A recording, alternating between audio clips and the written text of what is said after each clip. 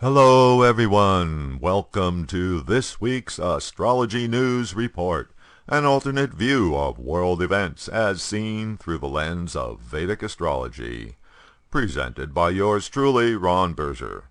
Today is April 24th, 2016. In this segment, we'll take a look at the week that was and how the planetary patterns in the zodiac matched up with the past week's events. So, last week, the New York State primary came and went, the results have been tabulated, the pundits have weighed in, and the candidates are either preening or vowing to fight on. Nobody's giving up at this point. Here's the chart of the beginning of the voting. The rising sign is Aries, containing the planet of making decisions, Mercury.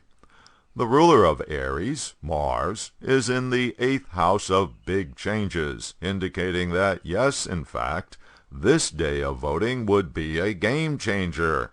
And so it was. The front runners did even better than anybody thought, and they appear to be cementing their leads. Although it's still not a done deal, and the pundits are swift to point out that nobody's throwing in the towel yet, but the outcome looks more and more likely to be Hillary Clinton versus Donald Trump in November. So, Bernie, what happened? Having started on his campaign promising a strictly honest, clean, positive, issues-based approach, Bernie Sanders, faced with possibly losing the race for delegates, has turned his campaign in a harshly negative direction, trying to take Hillary down by casting aspersions on her character, vilifying her connections with Wall Street, and disparaging her voting record. In Mr. Sanders' chart, we can see where some of the problems arise from the placement of the transiting planets. Uranus is the planet of rebellion and disruption, and it is now on top of Bernie's natal moon and directly opposite his natal Venus. This is a rather disturbing influence.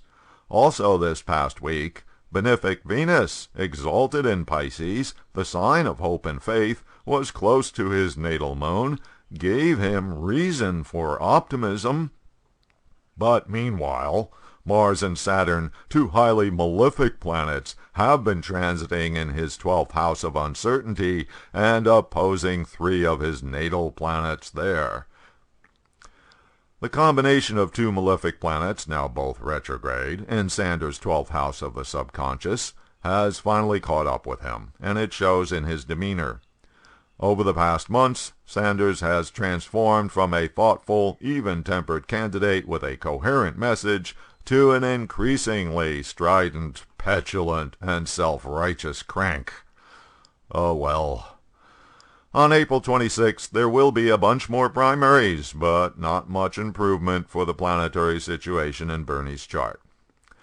On the Republican side, Donald Trump got a resounding victory with 60% of the New York primary vote and the lion's share of the delegates. John Kasich got a token few delegates, and Ted Cruz came up with a big fat 0. Note how the exalted Venus with Uranus combination shows up in Ted Cruz's 7th house, where it benefits the house of the direct opponent. Tuesday, April 26th, will be the next test for the candidates, when 5 more states, all on the East Coast, will have their primaries. Clinton expects to win all 5, which could put her out of Sanders' reach for good. Trump expects to win all 5 too, which puts him ever closer to his goal of getting the majority of delegates before the Republican convention. Here's the chart of where planets will be on the morning of April 26th. Interesting that Mercury, the planet of making choices and therefore voting, is conjunct the ascendant degree. The moon, signifying the public's thinking, is with Saturn, the planet of harsh realities, and Mars, which is the ruler of the chart. All 3 are in the 8th house, again indicating again that this would be some kind of game changer. Maybe the results force someone to drop out. Last week, Venus, the planet of guidance, was conjunct Uranus, the planet of disruption. Last week, while on a 3-day visit to Great Britain, President Barack Obama waded into the British political debate surrounding the upcoming June 23rd referendum on Britain's continued membership in the European Union, nicknamed Brexit. His visit coincided with the formal beginning of the political campaign over the measure. Mr. Obama offered his opinion on the prospects of Britain exiting from the European Union, a rather hotly contested subject amongst the English, who didn't really care much for having an American president advise them on what to do or not to do. And while we're on the subject, and since I have been asked multiple times what my predictions are for Brexit, here's the astrology chart of the start of voting on June 23rd in England.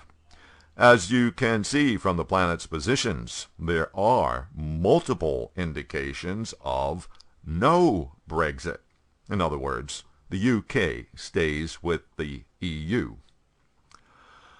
Last week, Venus was conjunct Uranus. The exact conjunction was on Friday, April 22nd. Since Venus is the planet of the arts, it also signifies entertainers. Uranus is sudden, unexpected events. Last week, the amazingly talented musician Prince unexpectedly passed away. Thanks for all the music, Prince. Okay, that'll do it for this week's Review of the Week. Until next week.